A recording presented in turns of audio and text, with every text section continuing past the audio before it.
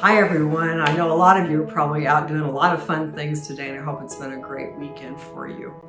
And speaking of the Memorial Day weekend, I heard a news report recently that stated this summer will be the biggest travel season since before the pandemic.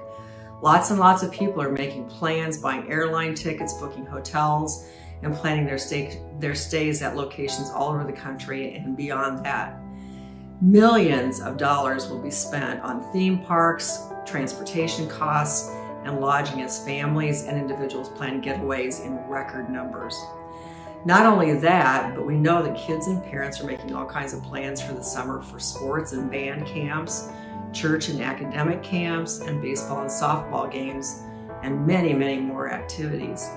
I don't know about you, but I get tired just thinking about all the ways in which people are going to be running here and there during a time which is supposed to be a break from the busy school year time.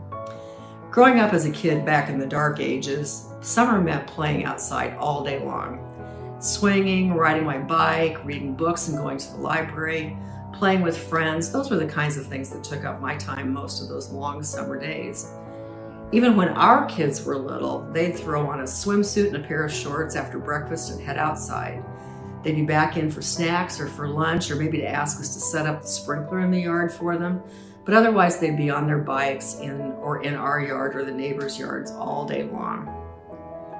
We all need periods of time where we can just set things aside and rest our minds and our bodies. And I know I've shared this kind of thing with you before, but with summer coming on, I feel like it's a good time to have a reminder.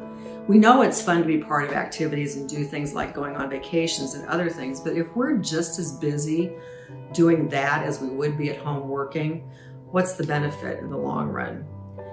Sometimes I will admit that I get a little bit antsy when I have evenings that aren't packed with all kinds of things to do because I feel like I've wasted that time instead of being busy.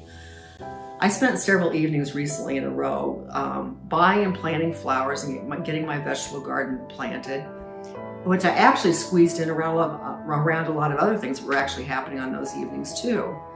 So when all of that was done and I wound up with an evening with nothing to do, I felt like I was being incredibly lazy because I wasn't out there in the yard doing something and doing more planting or watering or some kind of thing like that. And it just gets crazy after a while because you wish for more free time, and when you have it, you don't know what to do with it. At some point, our minds and our bodies cry enough. And that's when we feel fatigue set in and our ability to focus and stay on task starts to suffer. And we feel downright exhausted in mind and spirit. Listen to what your body's telling you and take the time to step back and let yourself rest. And don't feel guilty because you don't have a to-do list a mile long and not enough time to finish it. Instead, pick up that devotional that you've been meaning to look at, or sit on your deck and soak up the sunshine and spend some time with God. Maybe you have people that you'd like to spend more time praying for. Use that time to lift up their names to God.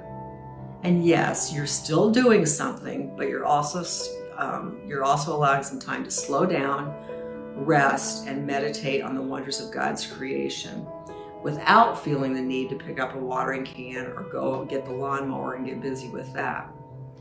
We're reminded in Psalm 23, "The Lord is my shepherd, I shall not want. He makes me lie down in green pastures. He leads me beside still waters. He restores my soul." Our good shepherd provides quiet times of restoration for us. Let's not neglect that wonderful opportunity to be in his presence and rest. Have a great rest of the weekend and a good week ahead. Bye.